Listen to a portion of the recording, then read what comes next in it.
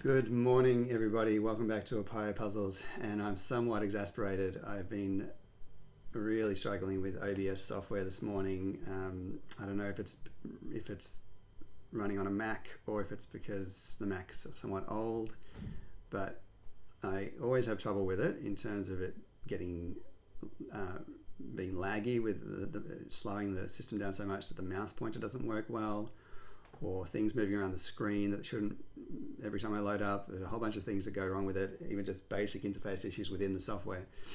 This morning it just got out of control in terms of lag, and I've done this massive overhaul. I've deleted everything I had in there, I've restarted, and it's still not ideal, but I might have made a bit of progress. So I'm going to just crack on and see how we go. But I put this appeal out to anybody who's used OBS. I have actually looked on forums and things and messaged, but nobody's responded. I'm at a bit of a loss. I might have to actually set up an old PC laptop and see if that does any better. I'm loath to use Windows for all sorts of other reasons. But that is all an aside from the joyous world of puzzles. And we have in front of us a new puzzle from GDC. Now, I did a puzzle from GDC last week, which was amazing. Only 2 stars out of 5 for difficulty on Logic Masters. And I probably found it a little bit harder than that, but it was definitely approachable and had some really interesting and surprising logic without being stupidly hard. And I had some contact with GDC who and mentioned that I was thinking I'd do another of GDC's puzzles from that had similar rule set that they'd published sometime previously. And they advised, well, actually, I think a better example of these will be the one I'm about to publish, which is this here. And so, and this has the added benefit of being a fog of war puzzle. And if you've not seen one of these, then you're in for an interesting little ride. This is a cool concept that's kind of come up in the last couple of years in Sudoku.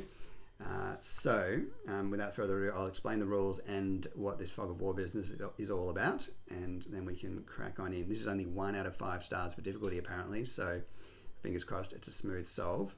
Now, normal Sudoku rules apply. So, in every row, in every column, and in every 3x3 box, we'll have 1 to 9, as usual.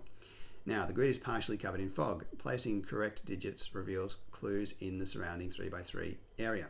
So, if I had determined that I knew for certain this cell here was, let's say, a 3, I'll put a small one in. If I put a proper 3 in, and it's a correct 3, it will reveal all of the cells that are around it. It'll clear the fog, and any clues that appear underneath there, not numbers, but just kind of other clues like these little circles, any more of those that are visible, that are under there, will become visible. If I get it wrong, then nothing will be revealed. And we need to be careful here, because if we put an incorrect digit in and it doesn't clear anything, that tells us that it's incorrect, and we kind of get knowledge that we shouldn't have. So we need to try to be totally sure that when we put a number in, it's correct, so that we're not getting information we shouldn't have access to. Or indeed, we shouldn't be guessing. We could just go through and put 1, 2, 3, 4, 5, 6, 7 until the digit is correct and it reveals things, but that's not the way to do this. There are always logical ways of deducing specific numbers in the grid.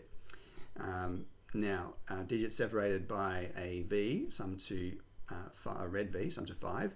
So we can see here there's the beginnings of a V. So these 2 cells here are going to sum to 5. That's a standard variant Sudoku clue. And the X's, they sum to 10, as in the Roman numeral for X, for 10 is X. And so this is going to be a little X, and these will have to sum to 10. Not all X's and V's are necessarily given. So we could have 2 cells somewhere that sum to 10, but if there's no X between them, that's okay. We just know that if there is an X between 2 cells, they definitely sum to 10. Now, the interesting rule here, the really interesting one, is this that I hadn't seen until GDC's puzzle last week, but apparently it has been done before, is this adjacent digits on a king line must form a valid king move on a 3x3 numpad. So these lines here are called king lines. Last week's puzzle had it was knights and bishops. This one is a king line, and it has this reference to it must be a valid king move on a 3x3 numpad. There is an example there, but I'll explain it using my little numpad here. And so the idea goes, if let's say this digit here was a 1. I won't put it in because I don't want to clear anything. But if there was a 1 there, then the digits next to it on the line, so here, and we can see the line continues into there, digits next to 1 would have to be somewhere where a king could move on a chessboard from that position. So a king here could go there, there, or there. So if that's a 1, then these two would have to be from 2, 4, or 5. And that's all there is to it. And then the next one along would have to follow that pattern. So at this stage we can see those 4 cells are part of a line. We can't see any more.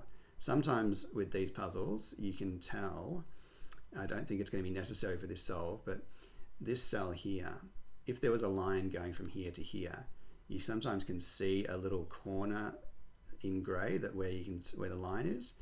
Some puzzles require you to use that little bit of information to deduce things, but I suspect we won't need to in this one. So I'm pretty sure the line doesn't do that, but I'm not going to assume that it doesn't. So that's all there is to it. We've got our numpad here to kind of remind ourselves. This is a computer numpad, and it's worth noting the anomaly that a phone numpad is not this structure. It has 1 at the top. I wonder what the history of this is. Why do you have the low numbers at the bottom?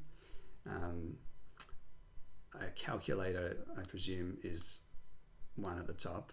I can't remember now, actually. Or maybe it's not.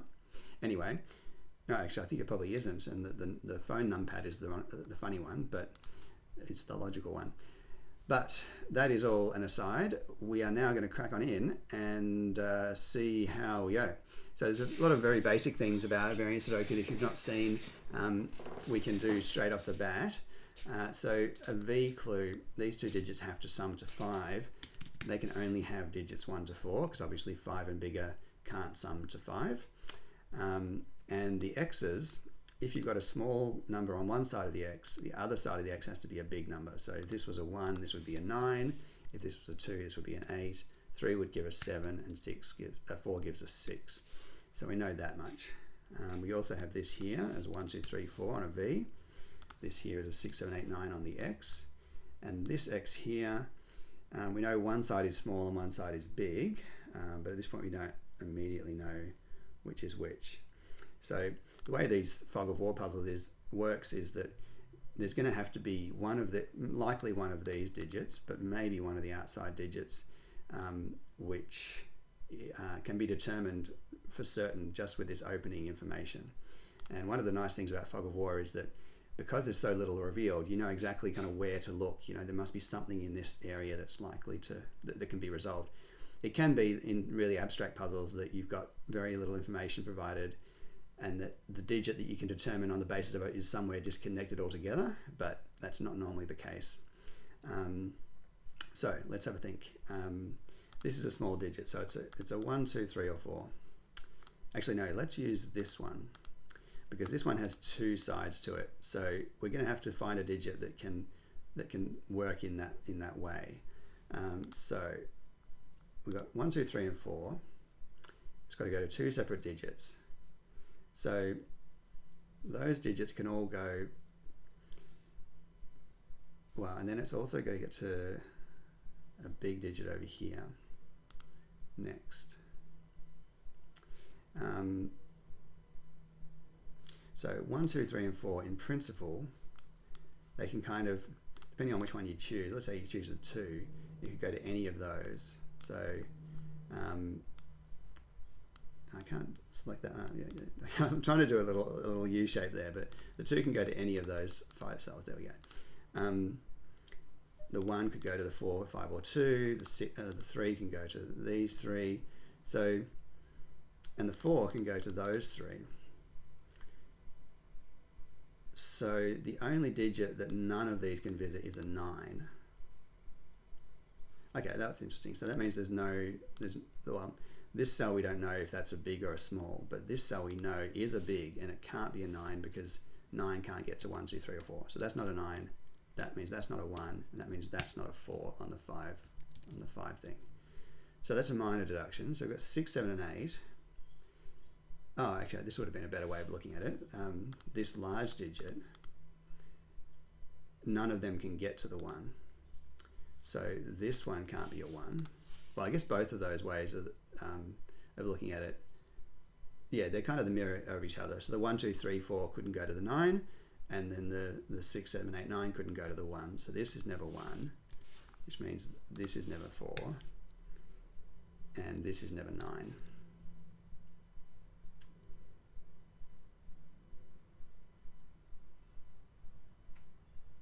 And although these numbers can, in theory, go to a 5, they can't here because a V clue can't have a 5 on it and an X clue can't have a 5. You have to put 2 5s next to each other. So I'm just thinking 6, 7, and 8, that can still go easily enough to 2, 3, and 4. Now let's look at this again. So the 2, 3, 4 can go to 6, 7, or 8, but it can also go to one of the small digits. So you could go like 2, 3, and from the no. Interesting. So this number, whatever it is, it will have a forced value here. So if this is a 2, then this becomes an 8. So we go 2 and 8 in those positions, and the digit between them on the line would have to be able to go to both 2 and 8. So it would have to be from this central rung here, 4, 5, and 6. Couldn't be 5, so it would be 4 or 6. But if it's a 3 going to a 7, this is cool. Okay, I think I get this. So if you've got 3 and 7, then the only digit they can both go to is 5. But you can't go to a 5 on this line because of the X. And this is also going to be true, oh well, there is not, I was going to say it would be true for 1 and 9 as well, but actually this can't be a 1 from the previous logic. So what we know is this is not a 3 and this is not a 7. Now if it was a 4, 6 pair, it would then have to go to the 2 or the 8. Right, so either this is 2 or 8 going to a 4, 6 here, or this is a 4, 6 going to a 2 or an 8 here. Now, if this was a 4, 6, the X here would have to go with a 4, 6 to up to 10. And if this is a 2, 8, it would have to go to a 2, so if this was a 2, this would have to be an 8, vice versa. So what we have here, and I think this is going to be worth doing, is something of a coloring exercise. Whatever that domino is, let's say it was 2, 8, we know that this is the other even pair, which will be 4, 6. And that takes care of all the evens in the box, and we know that the rest are going to be odd. Now, we took a 3 out of here, so this can't be a 2 because they have to add up to 5. And we've further restricted probably where this can go. So 2 and 4, or 2 or 4, 6, 7, or 8. And they still can go to all of those, which is slightly surprising.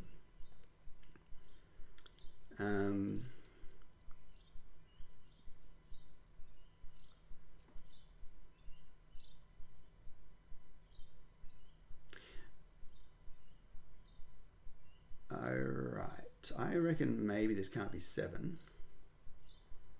I don't know exactly why, but it feels instinctive that it's likely, or maybe it has to be 7, one or the other, because these are my options, and I'm pretty sure, pretty sure that there's some logic that's going to either exclude the 7 or exclude the 8, 6, based on considering the rest of this thing. So actually maybe this is a 7. Let's imagine this is a 7. I think this might work. No, sorry, let's imagine it's a 6 or 8. I think it might break. So if this is a 6, then this is a 4, and this becomes a 2, 8 pair. But the 6 here has to be able to travel to one of these small digits, and it would have to be a 2 or a 3. Oh no, sorry, no, what am I talking about? It's not traveling. This is an X pair. Oh no, this is much more important. Yeah, this is amazing. Okay, this definitely can't be a 6-8, because if this is a 6, what's this digit here? Well, according to our Knight's move, the only one it can get to is the 2. But what we say is, if that goes 6-2, then this is a 2-8, and this is a 4-6. But if that's a 4-6 and this is a 6, what's this digit? Because the 6 would have to go with a 4 on the X, and 6-4 means that this can't be 6 or 4. So the 6 forces both this one to be 2-8 and this one to be 2-8, and you can't do that in a single box. This will be the same for 8. 8 goes to 4, that's a 6. This becomes a 2-8. The 8 here makes this a 2, but also makes this a 2. So this is a 7. First digit, and away we go. Lovely, lovely. And for anyone who hadn't seen a fog of war before, it might have been a bit bewildering how that was going to work, but hopefully that reveals, once you get those digits, it shows you a whole bunch of new stuff. So 7 on an X is a 3. 3 goes with a 2 on a V, so we've got all sorts of fog being revealed. Now the 7 can only go to a 4. Yeah, this is huge. 4 goes with a 6 on an X, and it goes with a 1 on a V. We've got half the grid revealed already. This becomes a 2-8 pair. The 4 can go to either of those. Yes. And we've got a few new things that have come up. A long line and an X. Okay, so this X can't be 6-4, and it can't be 1-9, and it can't be 2-8, so it's a 3-7. Wow, so that, I'm going to give this another color. We may not need to track colors here, but there's 4 ways of making 10. 1-9, can't do that. Can't do 6-4, because there's a 6 in the row. Can't do 2-8, must be 3-7, and we'll call that blue. And since we've got another one here, we may as well color it. Now, the 3 or 7 must go to this cell. And now it's the converse of the other one, where they could never go to 5. Well, oh no, it's not. Sorry, I thought this would go to 5, thinking that 3 and 7 can only be connected by a 5. But we don't. If this was 3-7 as a pair, we'd know this must be a 5. But actually, we don't know. This could go 3, 6, and then away somewhere else.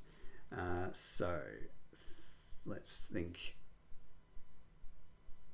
somewhere else. So after the 7, it can go to 4, 5, or 8. So it must go to 5. There we go. Quickly up the 2 up here by Sudoku. I thought I'd quickly scan for Sudoku, and sure enough, there was some to do. And by that, I mean, when we say by Sudoku, we mean just by the standard rules of putting, not having duplicate cells in a region or a line or a row or a column. Now then, so we've got all the evens here and the 5. So this is a 1, 3, 7, or 9. Interestingly, sometimes some of these other moves, like Knight's move constraints for this type of puzzle, force a parity consideration in terms of whether it's odd or even. So if you have an odd digit like a 1 and you go a Knight's move from that, you can only ever get to an even, and then from the even you can only ever get to an odd. So you can start to notate that and use it, but in this case, because it's a king's move, a 1 could very well go to an even or to an odd. So let us continue thinking. We know there is a 1 down here by Sudoku. I don't know that's that relevant. So what am I meant to look at now? The long line seems like it must have relevance. So we've got 7, 2, and 3 in the box already. That doesn't eliminate any particular options as far as I can tell.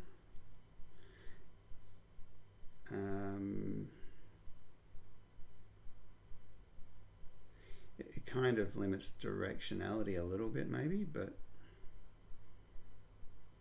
well, hang on, the 4 and the 6. Yeah, this will be interesting because they're not in there because of these two. So 2 of the 4 and 6, well, both the 4 and 6 are in 2 of these cells.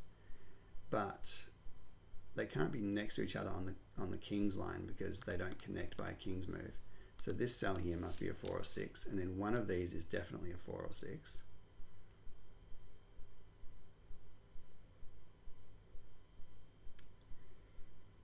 Which doesn't fill me with confidence.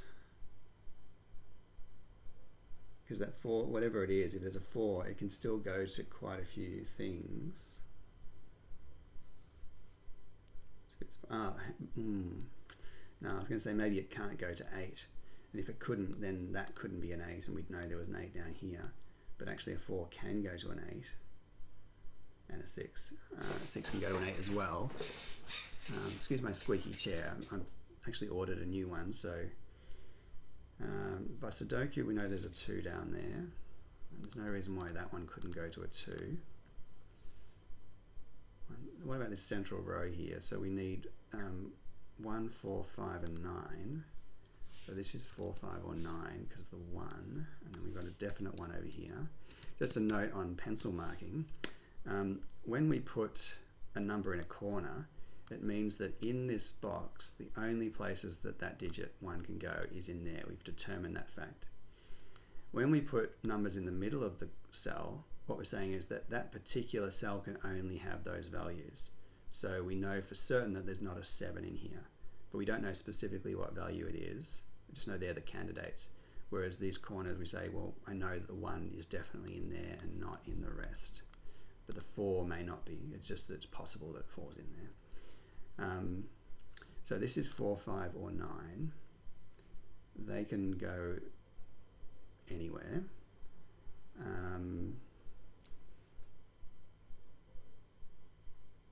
There is a 1 down here by Sudoku. Here we go. This 3, 7. It can't go through the middle here, and so these two cells are all the only places it can go. So that's a 3 and a 7, and we get a 1. It's going to reveal some more info. 1 can go to 4, 5 or 2. So it can only go to 4 because 5 and 2 are in the column already. So 4 it is, which can go to only the 7 of these two digits. So that's a 7. And then 7 can go to 4, 5 or 8. So that's not a 1 or a 9. So now I take that 1 pencil mark away, and I know the 1's definitely in here. What else? The 4 has given me the 6 here. And I knew from earlier that there was going to be a 4 in these, a 4 or a 6 in here, and it's now the 4 in that spot there. 4 has to go to 2 digits. It can go to 7, 8, 5, 1 or 2, but it can't go to 7 or 2 or 8 or 5. This cell here sees a 7, 2, 5 and 8, so it can only go to a 1 there. That doesn't reveal any fog because it was already revealed. And on this side, 1, 2, 5, 7 or 8. It's not 1, 2, 7, so it's a 5 or an 8. We don't know which one just yet. This is a 9 now because it's the only digit left in the box. And that's a 3. 3 can go to, can't go to 4 or 9. They're too far away, so that's a 5. And the 3 what can I go to? 2, 5 or 6. So not 6.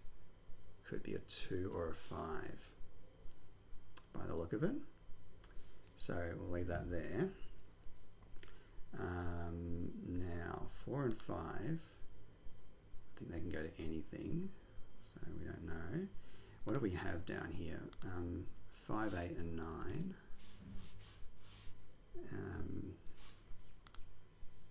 The 1 here can go to 2, 4 or 5. Can't go to a 2, so it's a 4 or a 5. That gives me a 4 or 5 in the column, and what that means is that we can't put any more 4 or 5s in the column, but right now that doesn't seem to be that meaningful. What do we have down here? 1, 2, 3, 4, 5, 6 and 8 to place. That seems fairly unrestricted, but it is a 5, 6, 8. I see, there's a 5 up here, so that confirms this is a 2. And we can take those ones out. 2 can go to a whole bunch of things, but it can't go to 8, so it can go to a 5 or a 6. Sorry, it's not going to that cell, it's going to this cell. 2 can go to 1, 4, 5, 6 or 3, but 4, 5 and 6 are not available, and 3 is here, so this is a 1, and we're left only with a 7 in the column, and now we're left with a 3 and a 9 down here, which I don't think we can determine. 1 can't go to a 6 or an 8, so that's a 5. We can get rid of those 5s. So yeah, this is going swimmingly. Now that feels about the extent of the bottom of the grid for the second. This might now be more limited. What options does it have by Sudoku? It can be a 2, 6, and an 8.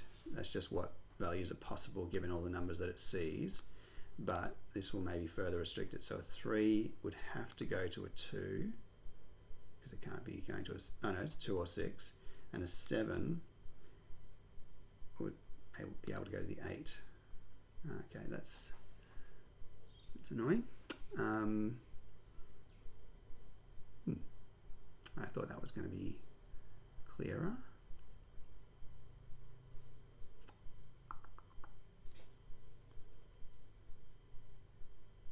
Curious. Thought that at this point things would just be falling apart really rapidly.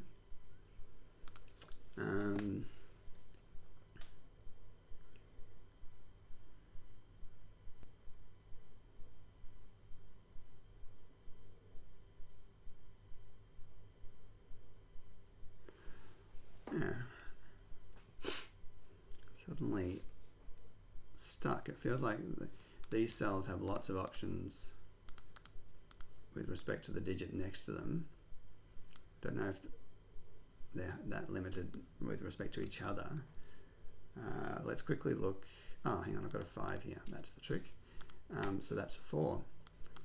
Sorry for those who noticed that. Now 4 can't go to 9, so that's a 1, and that's a 9. 1 can go to 2, 4 or 5, but 4 and 5 are in the row, so we can go to 2. 2 can go to lots of digits, so we'll leave that for a second. Takes the 2 out of here though. But 6 and 8 I think were both possible from 3 and 7, depending on which one you choose. So what's this digit able to be? Can't be 1, 2, 3, 4, 5, 6, 7, and 8. That's again just by Sudoku restrictions. That's not very restricted, I don't think, in terms of this cell here. The 4 here gives me the 5 up here. That gives me the 8 here. That's really useful because now we know much more about this cell. Well, a little bit anyway. 8 can go to 4, 5, 6, 7 or 9. So I can't go to 5, 6 or 7 because they're all seen. So it must go to 4 or 9, which isn't immediately resolved, I don't think. Scanning for some more Sudoku just in case I'm missing something. Now, so then there's a question of what can join these two digits. Feels fairly open. If that's a 6 and that's a 4, then that could be whatever. If that's a 6 and that's a 9, then that's also fine.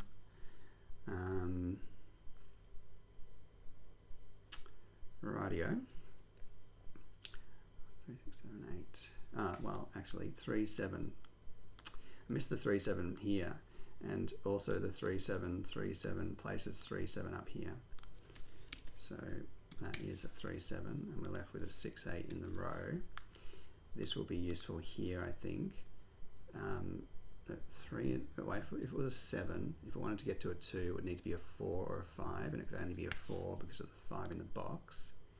And if it was a 3, in order to get to the 2 next, it would have to go to a 5 or a 6, and well, it can't be either of those because of these 5 and 6 seeing this cell. So this is a 4 and this is the 7. That was the right one, yeah. 7 goes to puts that as a 3. The 4 here takes that away, so now we know that. And this 9 is going to be pretty forcing. It's got to be 5, 8 or 6. It can't be 5 or 6 in the row, so it's an 8, which goes to a 6 to an 8. The 6 goes to a 3 only, and then that's a 7. And 1, 2, 2, 4, and 9 to place. Now the 3 can only go to the 2, so that's that. The 2, 1, 4, 5, 6, or 3, that's probably not that useful at this point. The 9 up here gives us a 4 and a 9. And we're left over here with 5, 6, and 8. That's not a 5. We've pretty much used the lines, apart from this long one that's continuing. I wonder though, I think we might have a bit more Sudoku. I think this is still a bit too open. So let's look for Sudoku. Along this line here, we need 1, 2, and 3. That's a 1 because of the 2 and 3 below. So there's no 1 in here. That 2 there makes 3 and 2. That's fine. This 2 now is a bit restricted because it can't go to a 1 or a 3, and it can't go to a 4. So it must go to a 5 or a 6. It's not quite enough to go on. So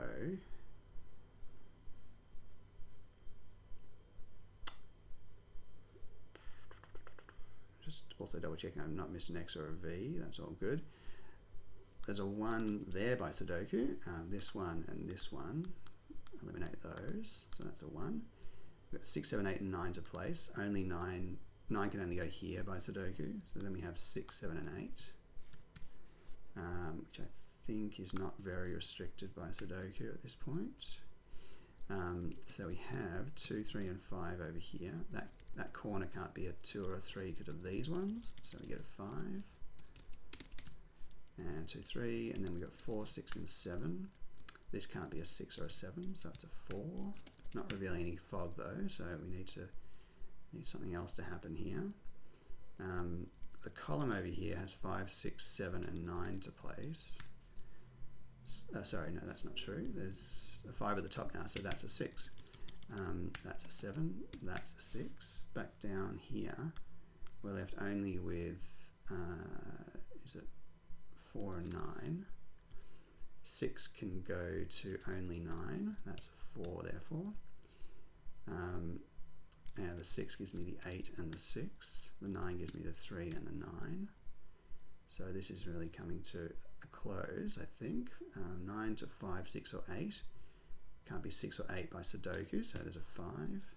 The column needs 2, 3, and 1. The 1 can only go here because of this one. This is now a 2 or a 3, and this 3 means it's a 2. That's a 3, that's a 2. Down the bottom we need 3, 7, and 8. This can't be an 8, this can't be a 3, this can't be a 7, so that's unclear. So meanwhile over here, it's surprising actually that there's no more lines to work with. It doesn't look like this would resolve, but it must do. Actually, ones are probably interesting. Yeah, I've got, when you've got 1, 1, 1, and 1, when you've got 4 ones that all look at a given box, it eliminates all but one cell, and that can always be placed.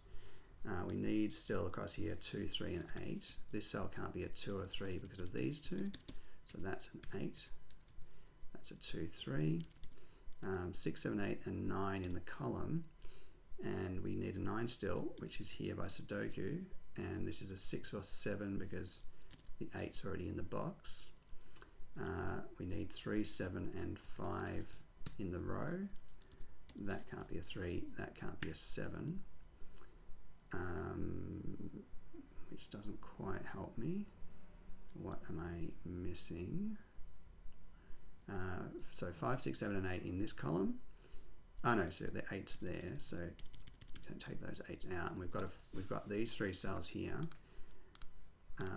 It's a little way of thinking about things. If you've got 3 digits, 5, 6, and 7 in 3 cells, then that is exactly where the 5, 6, and 7 go.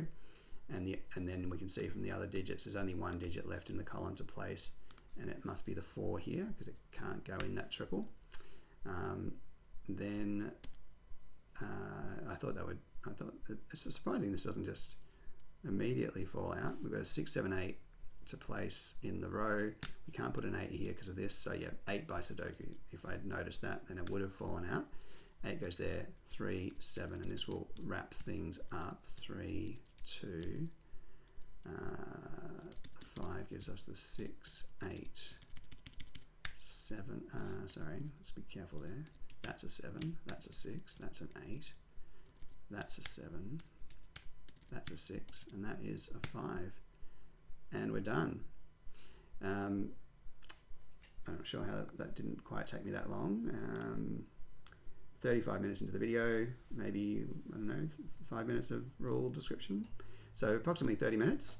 Like the puzzle very much. So beautiful. That was definitely easier than the other one. I think I preferred the other one actually. The other one had some had more logical deductions that were a little meatier. But this is a beautiful beginner-friendly introduction to an unusual rule set, and of course to the Fog of War, which is always an exciting kind of starting point for a puzzle, and does have that benefit that it kind of leads you a little bit because you can only look at what's available to you. And so if you get a puzzle with only one cell reveal at the outset, there's not many places to think apart from there. So GDC, thank you so much again for another cool puzzle. And I think the only thing that really let me down there was a bit of Sudoku. I missed the 3-7 pair that was forced into there. I missed that 3-7 pair, and I think there was that digit there, which was always a 4 because I'd revealed the 5 already. And otherwise, the logic was very smooth, and so I look forward to more of these kinds of puzzles, and indeed more of GDC's, who's really well known for building some great puzzles. I've got a few more that I'd like to do this week, so you'll probably see something come up, along of course with my regular cryptic crossword content. So thanks again for joining me. If you have gotten this far, then you must have enjoyed the video to some extent. So thank you to you, but also I would love you to subscribe if you'd like. It's always fun seeing 1 or 2 subscribers pop up, and of course any comments as well are always welcome, just to see what people think of the format, anything that's weird about it that you don't like, that you do like, if my audio is correct. I'm pretty new to all this stuff and I'm not super tech savvy, so any feedback is always welcome. Also, you can find me at Twitter at @apio_puzzles. And in the meantime, happy puzzling to you, and I will see you soon. Ciao, ciao.